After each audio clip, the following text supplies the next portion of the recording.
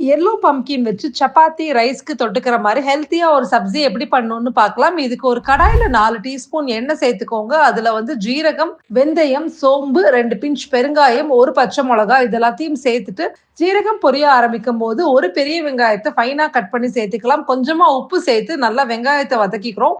வெங்காயம் நல்லா வதங்கினதுக்கு அப்புறமா இதுல 2 கப்பு கியூபா கட் பண்ணி வச்சிருக்கிற தோல் எடுத்து மஞ்சள் பூசணிக்காய் பம்கினை வந்து சேர்த்துக்கலாம். இப்போ இது எல்லாத்தையும் நல்லா மிக்ஸ் பண்ணிட்டு இதுல 1 teaspoon red chilli powder, 1/4 teaspoon மஞ்சள் தூள், 1/2 டீஸ்பூன் வந்து தனியா தூள், தேவையான அளவுக்கு உப்பு இது எல்லாத்தையும் சேர்த்துட்டு நல்லா மிக்ஸ் பண்ணிக்கோங்க. இதெல்லாம் ஒரு நிமிஷம் குக் ஆனதுக்கு அப்புறமா இதுல 2ல இருந்து 3 டேபிள் ஸ்பூன் தண்ணி விட்டுட்டு ஒரு மூடி போட்டு மூடி வச்சுட்டு 7ல இருந்து 8 நிமிஷம் நல்லா வந்து குக் ஆகட்டும். பம்கின் நல்லா சாஃப்டா ஆனதுக்கு அப்புறமா இதுல வந்து 1/2 teaspoon garam masala, 1/2 teaspoon amchur powder, 1 teaspoon வந்து வெல்லம் இதெல்லாத்தையும் சேர்த்து நல்லா மிக்ஸ் பண்ணிக்கலாம். இப்போ இதுல பொடியா நறுக்கின கொத்தமல்லி இலையை தூவி இறக்கிட்டோம்னா சூப்பரான பம்கின் சப்ஜி ரெடி. இந்த ரெசிபியோட டீடைல்டு டெக்ஸ்ட் ஜெயஸ்ரீஸ் கிச்சன் வெப்சைட்லயும் இருக்கு. கீழே டிஸ்கிரிப்ஷன் பாக்ஸ்லயும் கொடுக்கிறேன் பாருங்க. Thank you so much for watching this video.